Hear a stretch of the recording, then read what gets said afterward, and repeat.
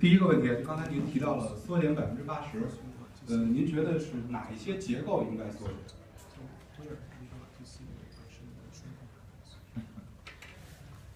Almost everywhere.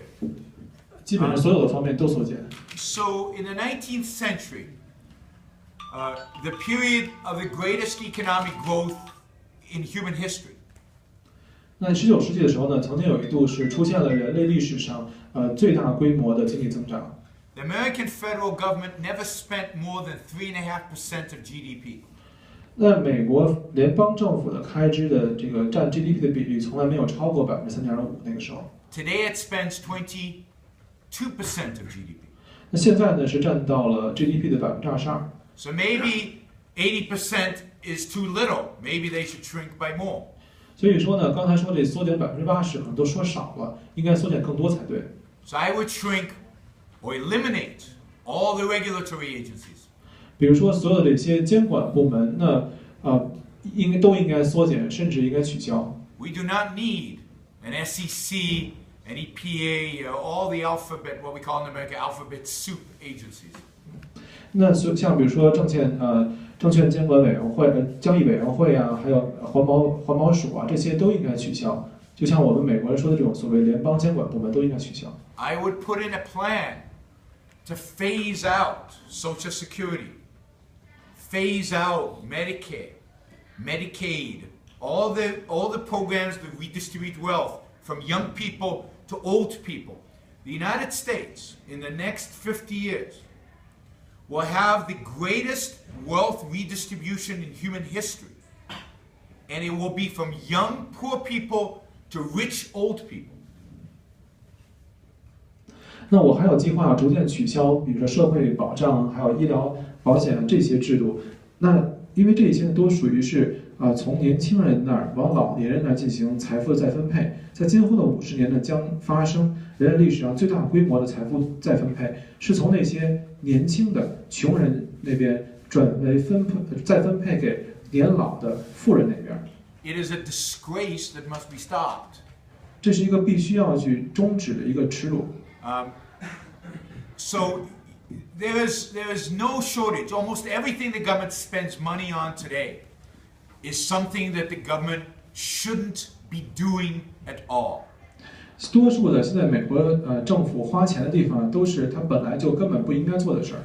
The only thing I would leave in place long term, it would take to shrink the government 80% would take 2 generations. 当然说可能要花2代人的时间才能够把美国政府压缩80%。But you would have to start today. And the only things I would leave in place are a defense budget, a policing budget, and a budget to facilitate judges and the judicial process, and a few other small things like a patent office and so on. 那其实我们从今天开始的话呢，从长期看的话，要能够保留的，也就是比如国防啊、警察呀、还有这个司法，可能还有一个比如专利局啊这些比较小的东西。那个我最近在看本书，我不知道您看过没有，叫《昨日之前的世界》。昨日之前的世界啊。英文叫？我看那翻译过来。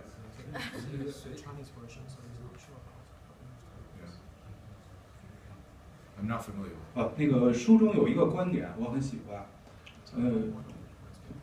叫有什么样的社会规模，就会有什么样的社会治理结构。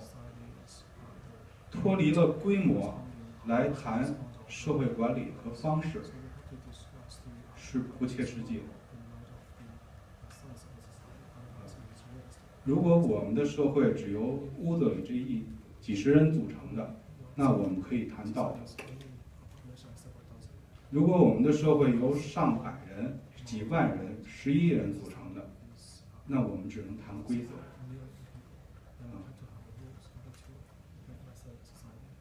就是对您这本书，我有一个感觉，不像是经济学或者政治学方面的著作，更像是用经济学的内容和社会现实来表达道德上的追求。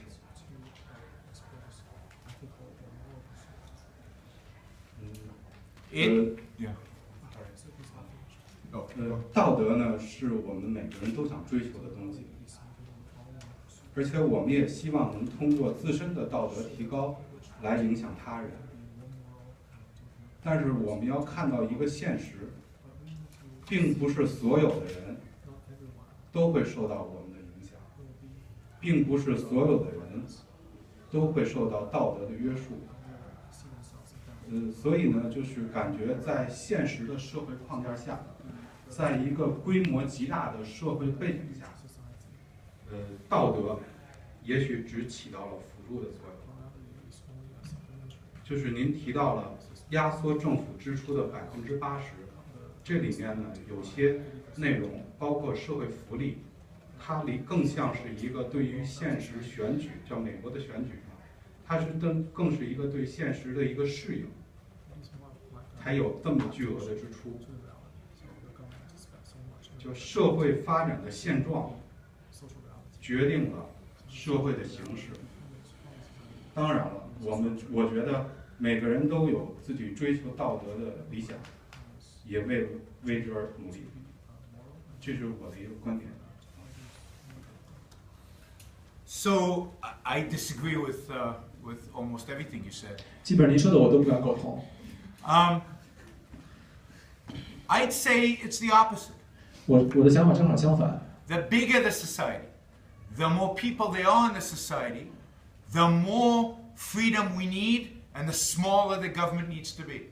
那社会越大，人越多，那需要的自由度就越大，政府就应该越小。If you have a dozen people and you want to start a commune, 如果你就几十个人想搞个公社， you might be successful 那您真的可能搞成的。 for a while. 为什么呢？ But if you want to do a commune of 1 million people, you will fail from day one. 但如果你想搞一个100万人公社的话，第一天就会失败的。The more complexity you have, the more different people you have with different values that you have. 那一个社会里越是复杂，那么越是说大家各自想都不一样，各自的价值观越是差异越大的话， The less any form of central planning can work, 那这样的话，中央的这种规划呀，或者说这种计划就越难， and the more you need freedom. 那就越需要自由。But let's step back and talk about morality a second. 那我们再回来说说这个道德问题。 You cannot tell people be moral, 你不能跟别人讲说你应该道德呀， but as a government, I'm going to force you, I'm going to take your stuff, I'm going to steal from you to give to somebody else. 那一个政府也不能说我过来把你的东西抢过来、偷过来，反正弄过来以后给别人。 What you're saying then is government is beyond morality. Government, it's okay to steal. 好像政府就不再受道德的约束，政府去偷去抢就没事儿了。 You as an individual need to be moral. 也就是政府不讲道德，你个人反而要讲道德， This is never going to work. 这是行不通的。 And it's immoral and wrong. 那这个也是说不道德也是错误的。 Now, I agree with you, you need rules. 但是呢，我也同意您一个观点，就是说我们需要规则。 But the rules are simple and require very little government. 那这个如果说这个规则是简单的话，那也不需要政府做什么事儿。 The rule is this. 那这个规则是这样的 You，can't steal my stuff. 你不能偷我东西， I can't steal your stuff. 我也不能偷你东西， I can't punch you. 我不 You 能打 can't 你， punch me. 你也不能打我。 The rule is force. Coercion is not allowed. 那也就是说，规则就是不许胁迫，不许搞暴力。 And that includes fraud. Fraud is a form of force. 那我们说这种所谓的暴力或者是强制力的话，也包括欺诈，欺诈也不能搞。 But and you need a police and you need a judicial system to make sure that people are not coercing one another. 那我们说也需要公检法去确保大家遵守规则，不去互相偷、互相打。 But I don't need government to intervene between me and Apple. 但是我跟苹果之间做这个买手机，我不需要政府介入的， It's a voluntary exchange. 我们就自愿的来交换就好了， It's win-win. 这是互利的。 Government should stay out of it. 政府应该躲一边去。 Now, if you look at most of the transactions in a market economy, 那如果你看市场经济当中多数的这些交易的话， 99.9% of them 99.9%的这些交易 are exchanges between me and Apple. 都是像我和苹果之间的这种交易， And government has no role in them. 政府在里面都不发挥作用。Again, the only role of government 那政府就有一个作用， is to prevent coercion. 就是要避免胁迫。 And therefore, it cannot then be a coercer. 那这样的，但是政府呢也不应该去做胁迫别人那个人， It has to be only a protector. 他只应该做一个守护者，而不是应该做胁迫者。 And let me one final point. 最后还有一点， Society is not ruled by economics. 社会呢并不是由经济学家来统治的， Government is not created by social reality, a Marxist term that has no meaning. 那政府呢也不是由社会现实所创造的，社会现实是马克思那边所创造出来的一个没有意义的词。 Society is formed, governments are formed based on ideas, 社会的建设以及政府的组建都是基于思想、 based on philosophical ideas. 哲学的思想。 And this is why I emphasize the battle between Plato and Aristotle. 这就是为什么我刚才讲了半天这个柏拉图和亚里士多德之间的争斗。 When Plato wins, you get big government. 柏拉图占上风的时候呢，那我们就有大政府。 Soviet Union, Nazi Germany, and the welfare states of the modern world. 不管是苏联也好，还是纳粹德国也好，还是现在的一些福利国家也好。 When Aristotle wins, you get little government, 那如果是亚里士多德占上风的时候呢，就是小政府， like the United States in the 19th century. 就像19世纪的美国那样。我想可能你再说。那个是这样，我这么一个感觉，那个叫大政府、小政府，只要负责就是好的。啊，大政府、小政府，只要是负责任的政府是好的，只要能让市场更好，政府是好的。至于说从中国来说，可能从政府的职能确实应该退出，很多领域该退出，这是我们认同的观点。而且我想，就是既然我来了，来了的目的也是想听这方面的东西。当然了，但是说呢，就是以这种道德而宏观的东西来解释一个微观具体的问题，可能不是一个层面的问题。我更倾向于更希望了解一些具体的方法和方向，而您以及这个方向的成因，而不是说从道德角度或者从宏观角度来看这个问题。要宏观和微观两个层面。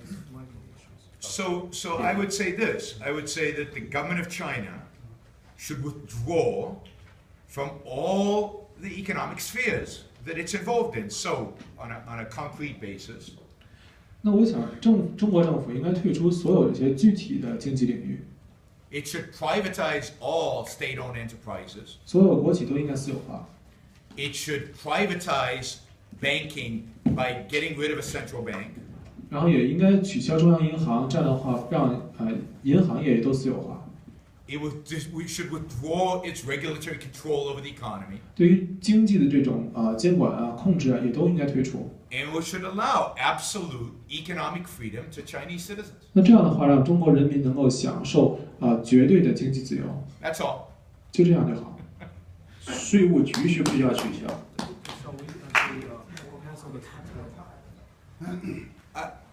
I mean, you can't, in the world in which we live in today, you can't completely eliminate taxes. What you want is to shrink them as much as possible. 当然，现在我们这个现实社会当中呢，你不可能完全取消税收，但是应该让它尽量少。Make government so small that taxes are not significant. 政府要是如果能做小的话，那么税收当然就不会大。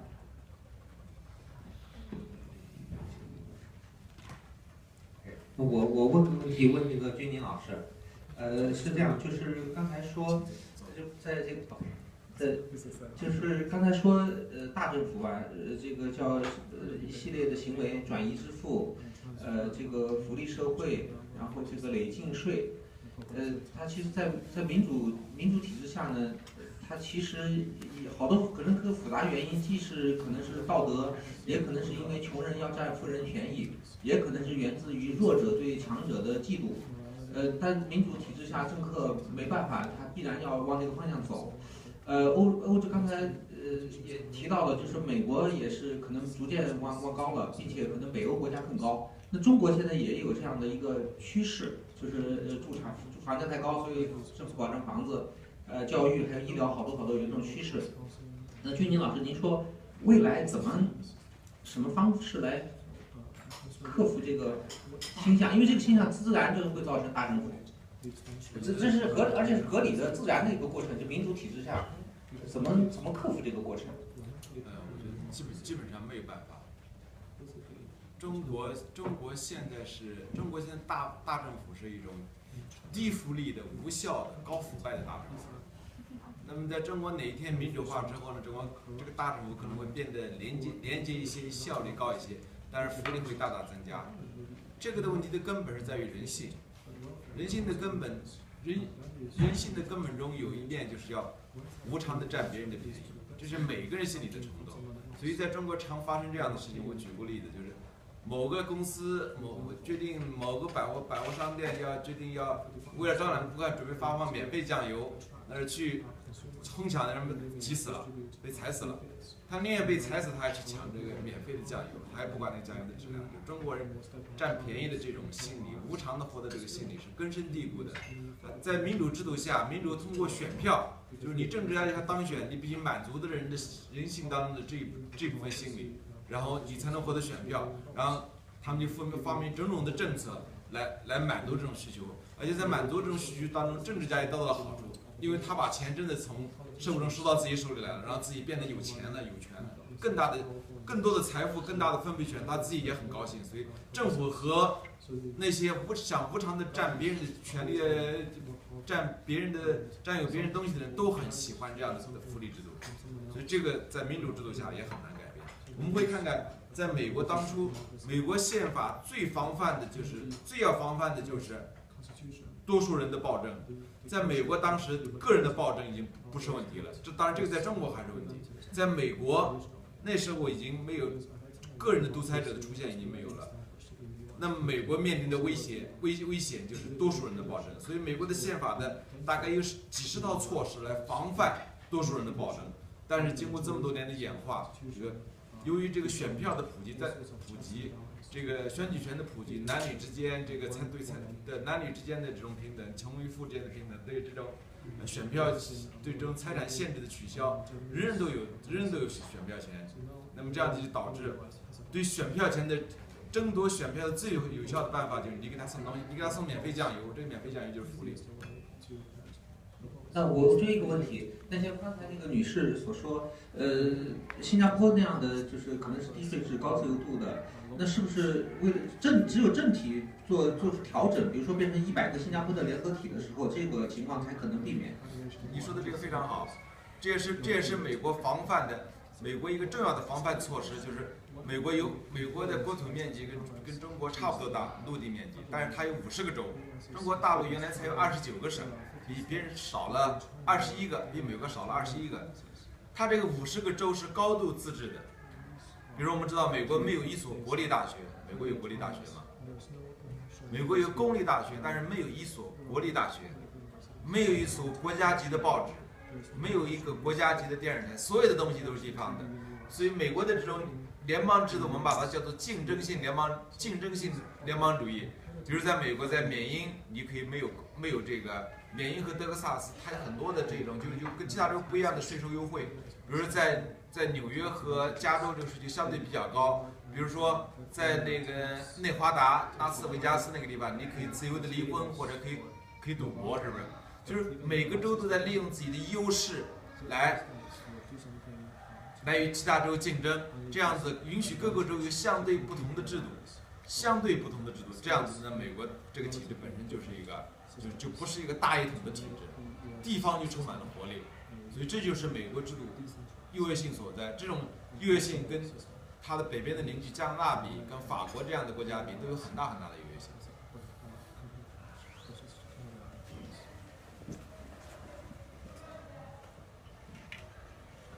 您好，首先想问一下那个布鲁克先生，就是那个。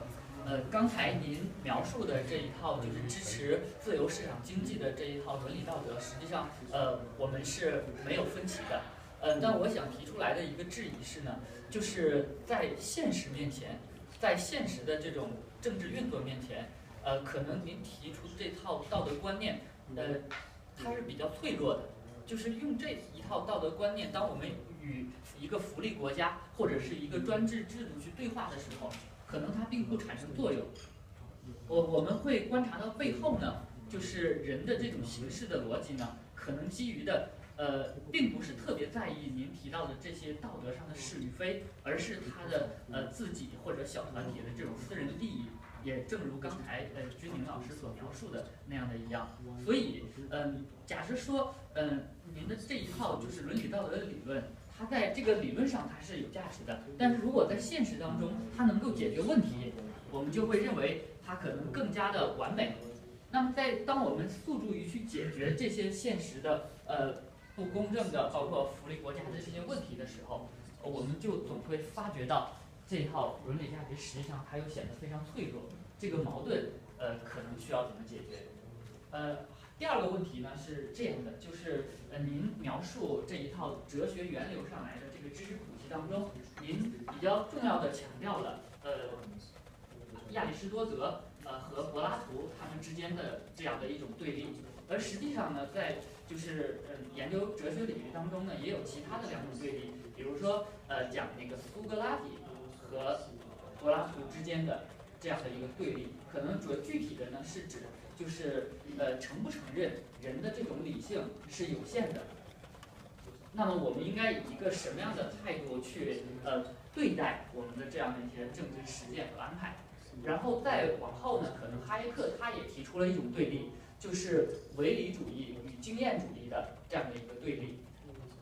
因为我自己的一个判断可能并不准确，如果按照亚里士多德的这样的一个思想而来呢，它有可能会导致成就是唯理主义的这样的一个方向，所以我们会认为我们所思考出来的这些公正，它的这种绝对意义是非常大的。但是去解决实际问题的时候，怎么样的去使更广泛的人的这种福祉能提高的话，那可能经验主义的一些做法就更重要。您是怎么看的？希望那个君宁老师也可以谈一谈这个哲学源流上的这个问题。So I agree with you in one sense that this is very difficult. 我有一个方面是同意您的看法，就这个确实是很难。And the difficulty is this. 难在哪儿呢？ People today behave, in my view, not based on self-interest. 那就我看来呢，现在人的行为呢，并不是以自我利益为中心的。 The behavior described, I don't believe is self-interest. 那也就是说，那我们刚才大家也有描述人的行为嘛，就好像我们并不相信自我的利益。 The behavior described and the way people behave is primarily self-destructive. 好像人的现在的行为非但不是利益自己，而是要破坏自己。 The problem today is that people don't think. 问题在于人们呢现在并不思考， They haven't been taught to think. 也没有人教他们思考。 They certainly haven't been taught to think about what's good for them. 他们就应该去被教育说如何能够为自己思考，如何能去让自己更好。 We've been taught to emote, to follow our emotions. 那别人教我们要去跟着我们感觉走，跟着我们的这种感受来走。 So when somebody offers us something for free, we run. 也就是说，别人要免费派发什么礼品的话，我们就过去抢去。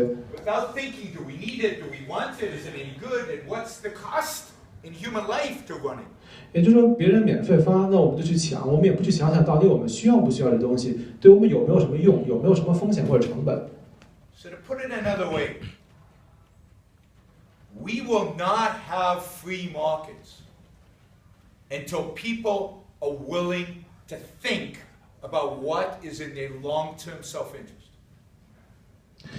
那我们直到说大家能够去，就是人们能够去想，从长期来讲自己的利益是什么的时候，那个时候我们才有可能搞真正的自由市场经济。 We will not have free markets as long as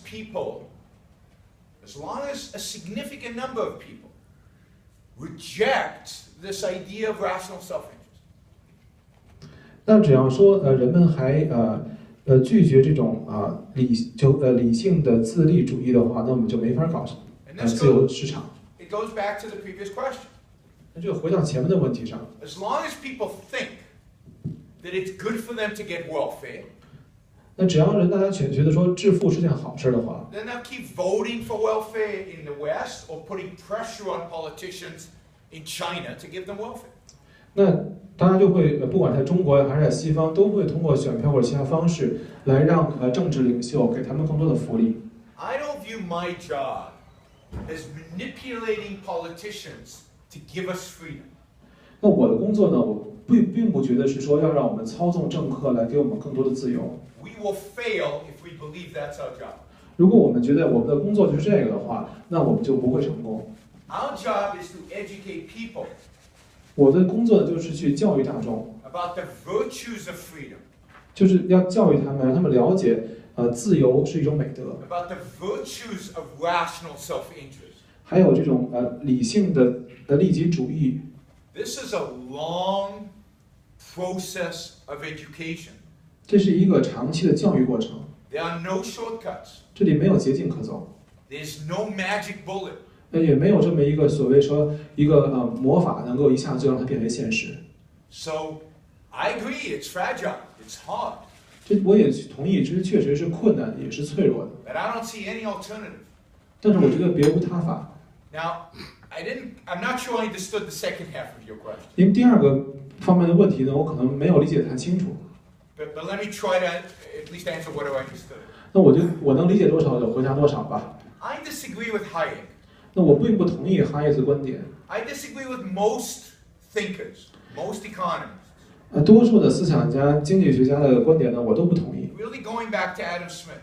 这个回到追根溯源的话，就亚当斯密， Because they present as the standard social well-being. 那因为他们给我们的一个标准呢，就是社会福利、社会福祉。 I don't care about social well-being. 我并不关心社会福祉。 I mean, I do, but I'm saying that to make a point. 那我其实也不是完全不关心了，但是我之所以这么讲，是想谈一个观点。 What I care about is the individual. 我关心的是个人， His freedom, his ability to pursue his own happiness. 也就是我关心的是个人的自由和他追求美好生活的这种权利。 I know, I'm confident that if we care about the individual, society will, to the extent that we can say society will be better off. 那我们觉得说，如果我们能够去关照个人的话，社会就会变得更好。 But my focus and my argument is not about society. 那就是我的观点也好，或者我关注的重点也好，都不是社会。 My focus and argument is about the individual. 我的观点呢是围绕个人来展开， Educating him to be moral, to live a good life, and Aristotelian flourishing life, 那我们要教育个人去生活的有道德，来富足。 and to be, as a consequence, politically free, 那这样， economically free.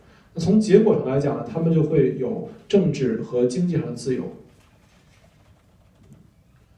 Just let me relate something with regard to the previous question. 那我想回答您这个问题呢，我们可以再带一下前面的问题。 The way in which we institutionalize that, 我们之所以要把这种制度机构化， institutionalize that freedom so that democracy can't take it away. 也就是我们要把自由能够机构化、制度化，这样的话，民主也不能够把这样的自由抢走。 Is with a concept that John Locke first introduced. 那这个呢是约翰洛克一开始提出的一个观点， And then Ayn Rand, I think, further defined and clarified. 但是安兰德呢把这个观点进一步的来加以定义和澄清。 And that is the concept of individual rights. 那这就是个人权利的观点。 The founding of America has in the founding of America, there's a constitution that defines those areas in which the majority cannot decide. 在美国建国的时候呢，宪法就划定了一些领域，这些领域呢是多数人不能够去决定的。 So it limits democracy. 因此，它其实对民主进行了限缩。 So, for example, to take a controversial point for China. 比如说，我们拿中国的一点比较有争议的一个点来说， In America, we have free speech. 像美国呢有言论自由， 99% of Americans could vote to silence me. 那比如说，如果99%的美国人可以通过投票说要让我不要发声， And the government has to ignore that vote. 那政府呢，即使99%人的同意，政府也不能够按照99%的人说的办， Because I have a right to free speech no matter what other people think. 因为不管别人怎么想，我都有我的言论自由。 Now imagine there was the same clarity about property rights. 其实这个财产权利的话呢，也应该是这么清楚的。If the Constitution said something like, individuals have a right to their property, nobody can take it away from them, nobody can tell them how to use it, nobody can tell them at what price to sell it or to buy it, or a whole list of things. Then the government, even if we voted to take her money and give it to her, she would say, wait a minute, it's my constitutional right to have this money. I get to give it to her only if I want to. 那如果说我们的宪法能够规定这么一条，说每一个人呢都有权拥有自己的财产，而不被他人剥夺，那他人呢也不能够去规定说这个财产是怎么来用，或者用什么价格来去买卖的话，那政府就不能够说把某个人的钱给其他的人，因为那个出钱那个人就会说，我有宪法的财产性的权利，我想给才能给，你不能把我这个钱硬性再分配给别人。It would make it structurally illegal to redistribute wealth. 因此呢，财富的再分配从法律上来说就是不合法的。And that's the kind of constitution we need. But you can only get a constitution like that, and you can only preserve a constitution like that if the people believe in it. 那当然我们就需要这样的一种宪法，但是我们要想能够去获得和保持住、坚持住这样的一个宪法的话，它的前提是大家必须要去相信这样的一部宪法。And for that you need education, education, education. 要让大家相信这样的宪法，那我们就需要教育、教育再教育。